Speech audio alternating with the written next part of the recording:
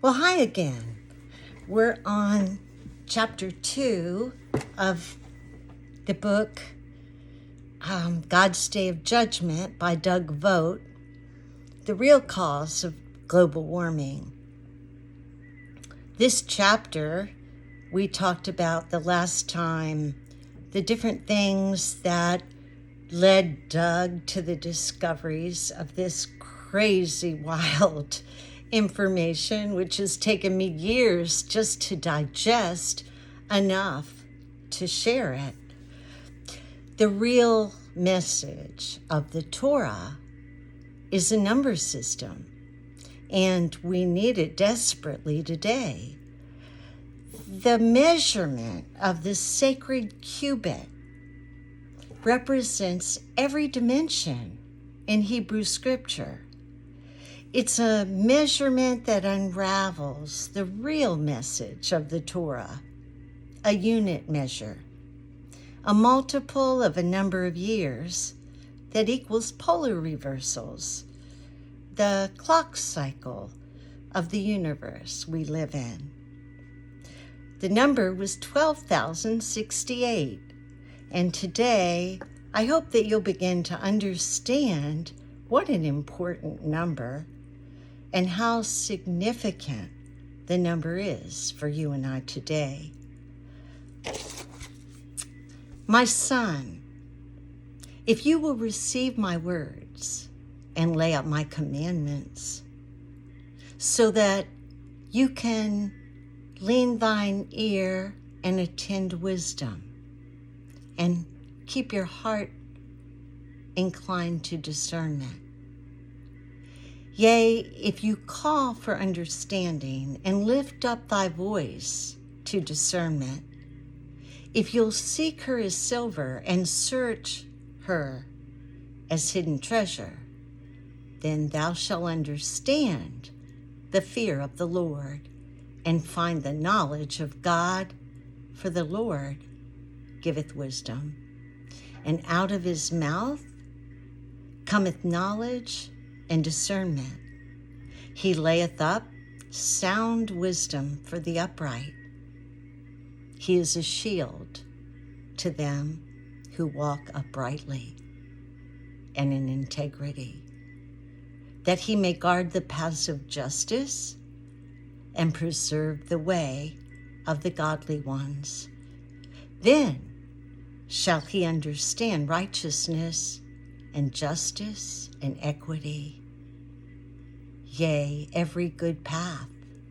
For wisdom shall enter into thy heart, and knowledge shall be pleasant unto thy soul.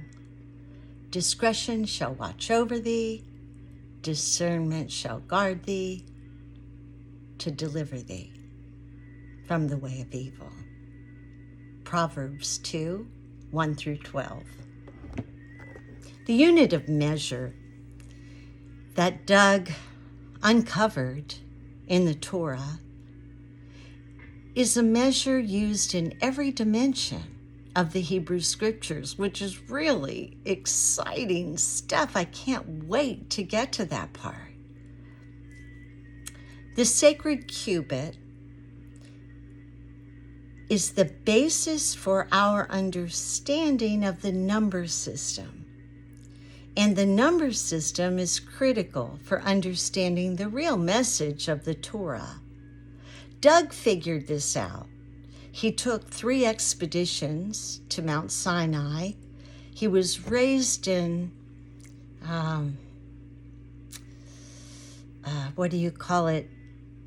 He was raised as a Jewish son and had studied the Torah and read the Bible every year and the whole thing. So he knew exactly, or he had the foundation for everything. He just knew there were secrets. He knew there was more. So when he began to unravel the secret of the measurement of the sacred cubit, all kinds of things started opening up to him. And one by one, the code system came together. The unit of measure is a multiple of the number of years between polar reversals, 12,068.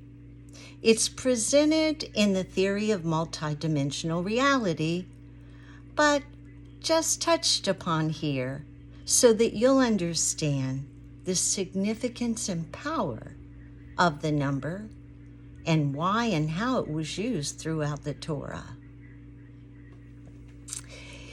God's unit of measure, the sacred cubit, was the one key that allowed Doug to figure out so many things. He had to make a number of essential discoveries to get to this point. Astronomical discoveries, discoveries about our solar system, but primarily about the clock cycle, which produced the same number, 12,068. I hope you're going to be as amazed as I have been as I've studied this data and reconciled it. It's just been the most mind-blowing experience. I don't want to voyage off. My favorite minister when I was a Christian was Arthur Bird from Wales. He spoke in parables and was really quite the genius.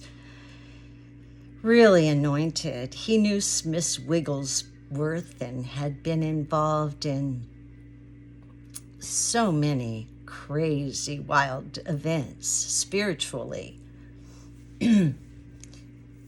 He wrote a book called The Lost Key, and it was so significant to my life. It was pride, that how pride keeps us from knowing and seeing and being and all that kind of stuff. And it was really good. And it had the foundation that pride goeth before destruction. That book keeps coming back to me, and I tried to find it before I wanted to tape this today, but I couldn't put my hands on it. I will find it and share it with you because it's an oldie but a goodie. Truth is universal, applies to all men everywhere, and has to reconcile. It can't be part of creation. You can't have truth and have it be spirit but not science, or vice versa, right?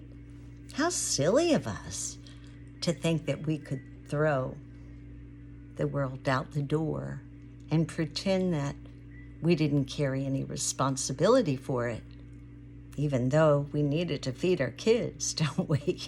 Yeah. I'm learning spiritual things and faith, and I'm 70 and I studied the Bible for 33 years, but I'm still not to the point where I'm going to wait for someone else to send me some manna to feed my kids. That's where I'm at. All right, so where are we? Okay, one thing that's really important here is that the Egyptian royal cubit is different from the English royal cubit. And Doug had to figure that out too, and he had to discover the measurements of a handbreadth, and you'll see that in a couple minutes. He was able to discover that the total of the chapters and verses in the Torah represented 12,068, or the period of time between pole reversals. Once he did that, once he had that number, all he had to do was figure out what number he had to use to multiply that by to get the root number of 12,068. Does that make sense? It will.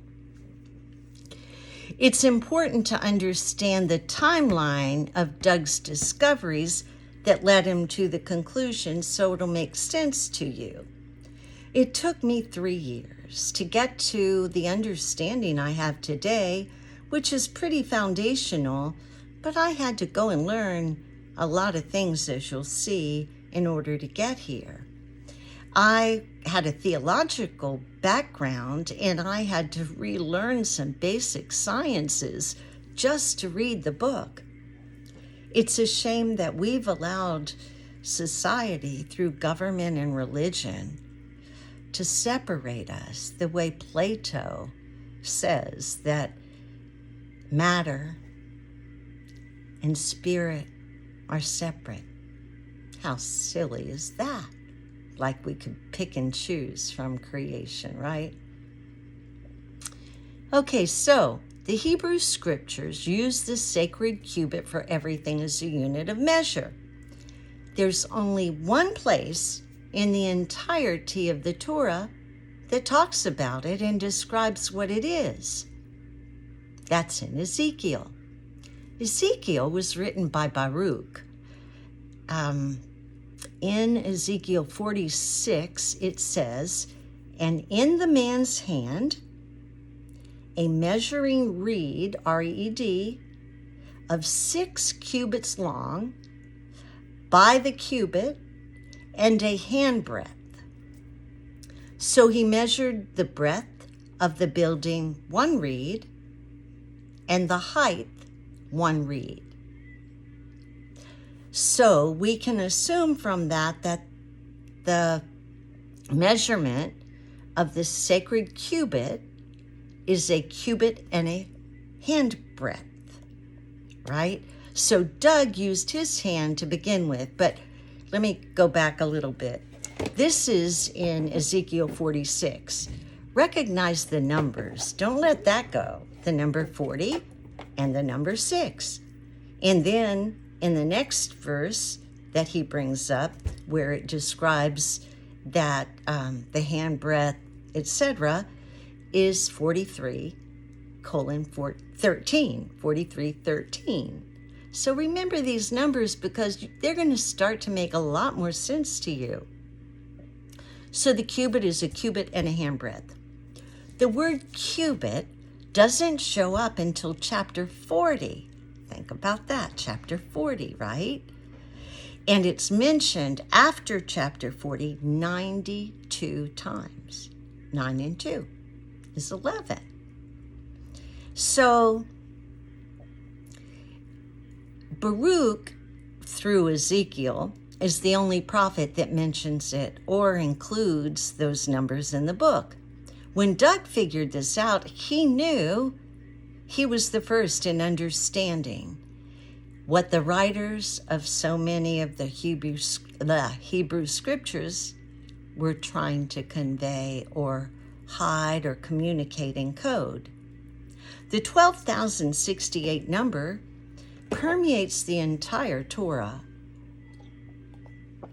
showing up in Ezekiel just below the surface story by multiplying a measurement by the value of the sacred cubit. Does that make sense? I've got some tables to show you which will bring a lot more clarity to this. And I'll put them up as a PDF in case you want them. Okay, so defining the number 12,068. Everything that I'm going to talk about for the next couple minutes is the same message, all derived from the same number, the root number, which represents the number of years between the polar reversals, or what we call the clock cycle. It's also known as the great year. The Mayan long count is relative.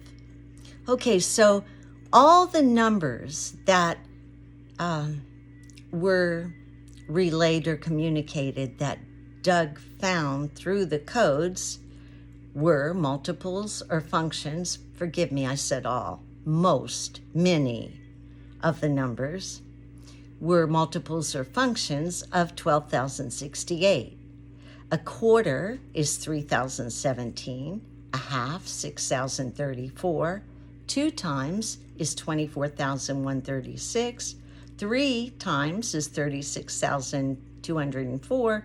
And 4 times, which isn't used very much, is 48,272.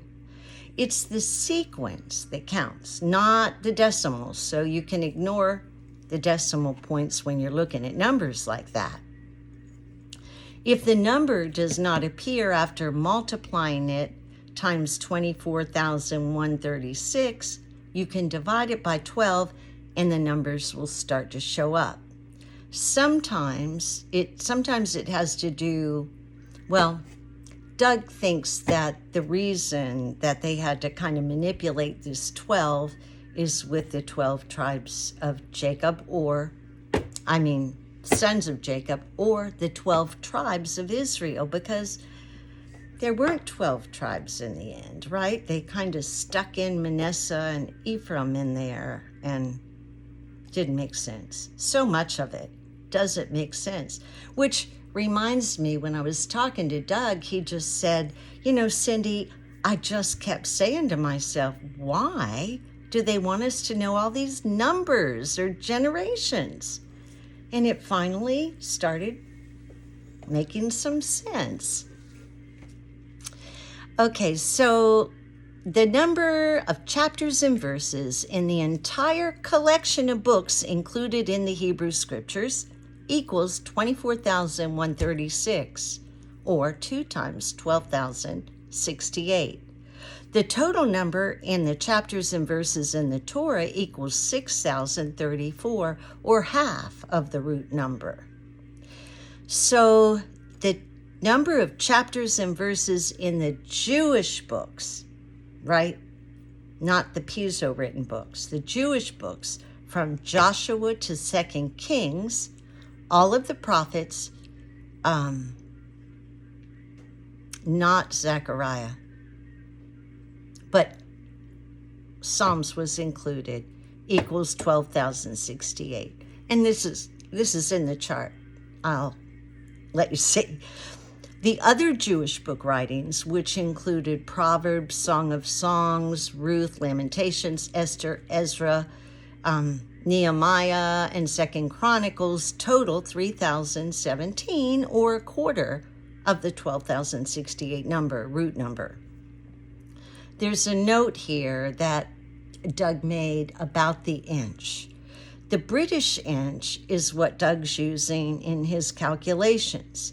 This was not created until the end of the 16th century, but it was the measurement that was intended to work because it works perfectly.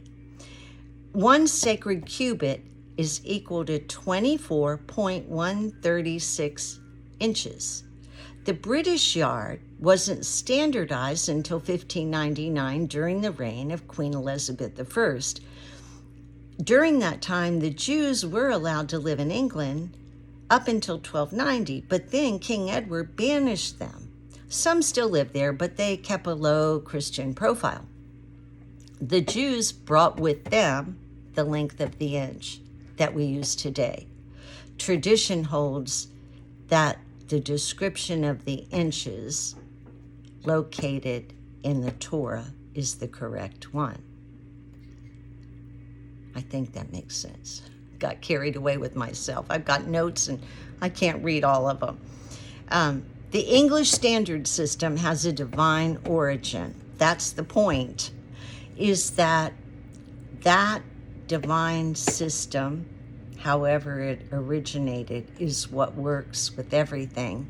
And, with timelines and chronology of history, we have no clue. So I don't want to get off it because I've got so much info.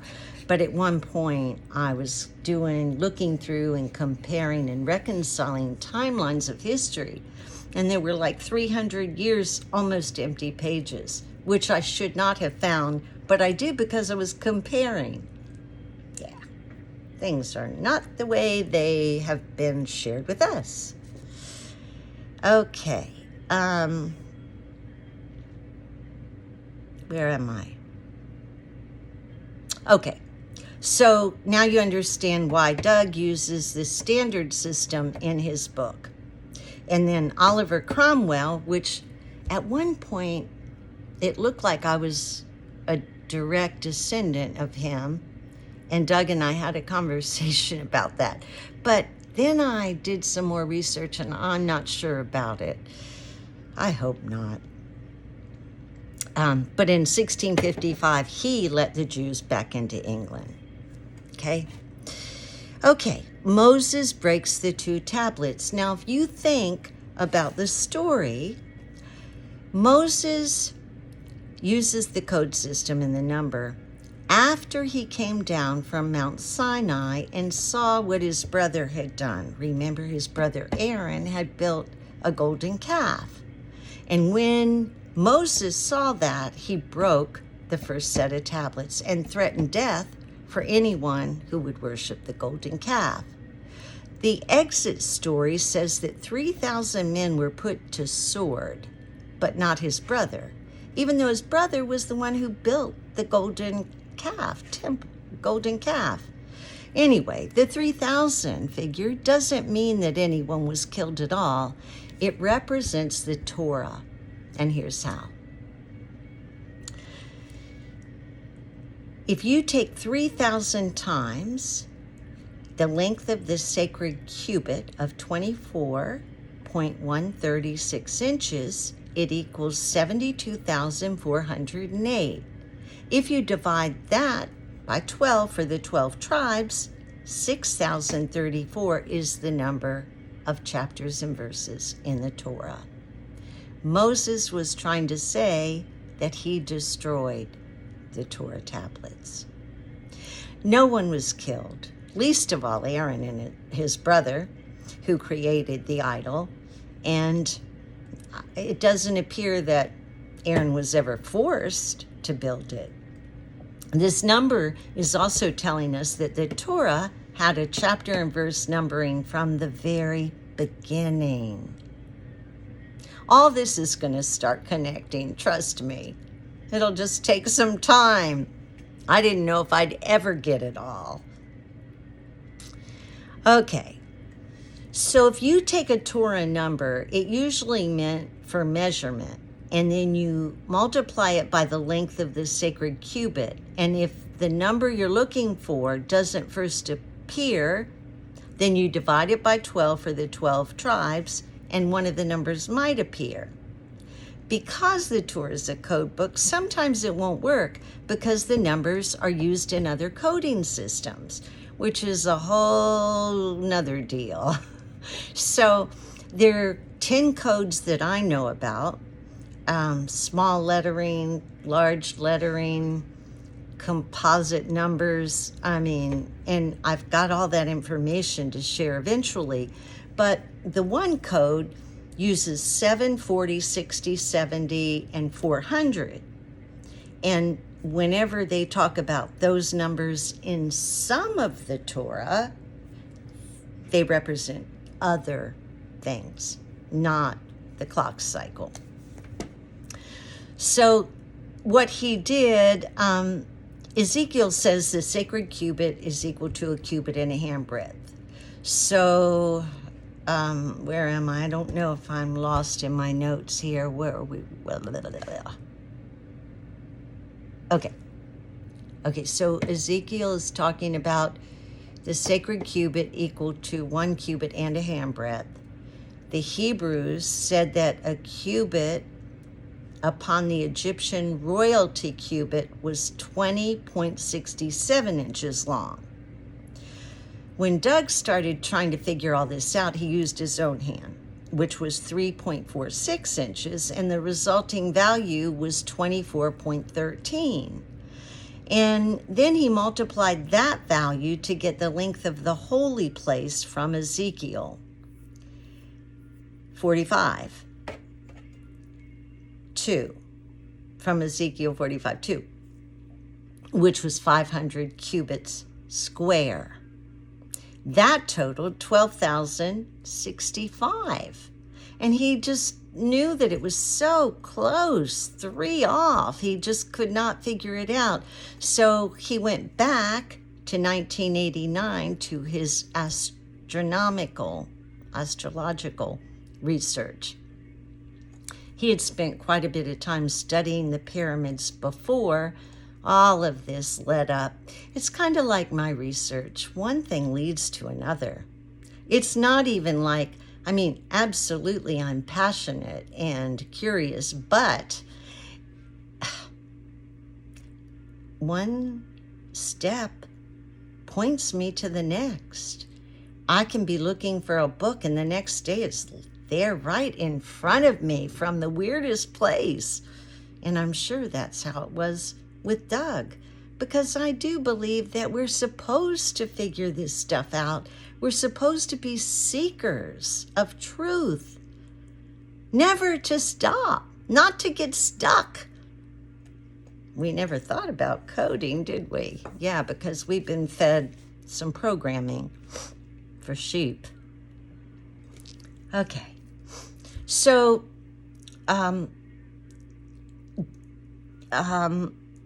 Doug was trying to figure out where the discrepancy was. So he backed into the length of the sacred cubit by using 12,068, dividing it by 500, which gave him a value of 24.136 inches. How about that?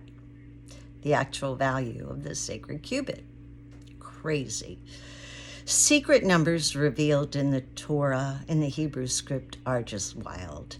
12,068 years is the cycle or the number of years between cataclysms, between earth ages. How did the Hebrews know? Doesn't that blow your mind? When you look at the stuff they used to know, they were far advanced. We've been sold this line that they were cavemen. And yeah, there were cavemen, but these people we're talking about were highly advanced Bronze Age people. Probably more advanced than you and I. Okay, well, I think I could say that. Okay, so,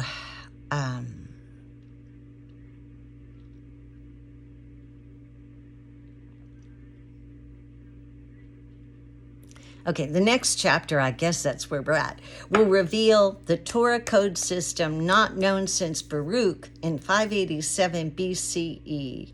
And some of the codes weren't even discovered until Doug did. That's pretty cool. You might be the first person in your crowd.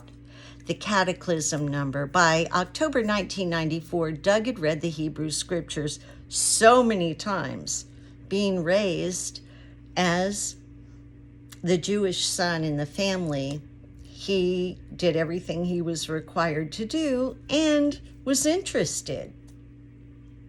So he couldn't figure out why had he not noticed the 12,068 number, right? And he noticed that it was a cycle, but he wanted to be sure that he wanted to understand how much the writers actually knew about what they were writing. And it looks as though some did and some didn't. A little bit confusing, and there's no way to really know, but I'll share with you what he figured out. Moses had written a cryptic verse, and that is where Doug found the key. In Deuteronomy 32:7, it says, "Remember the days of old, consider the years of many generations. Ask the Father, and he will declare unto thee thine elders, and I will tell thee." So Doug began to study Genesis 53 through 32, where the generations of Adams are listed. I think it's 5. I think I wrote it down wrong. Genesis 5, 3 through 32, where the generations of Adam are listed. And the verses give the ages of each man, the age when he had his first son, and the years after the first son. And then they recap the age by totaling the ages so that the ages repeated twice implies that something should be multiplied by 2, right? You have to really think. You have to be a puzzle person. And I think that's why I'm good at this. The chapter begins, "This is the book of the generations of Adam." So Doug asked himself, who was alive when Adam was still alive? And he tried to figure it out. When Adam finally died, I can't read my writing.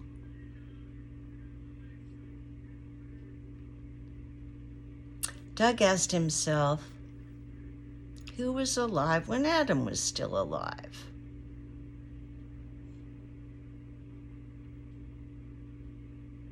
Okay, hold on.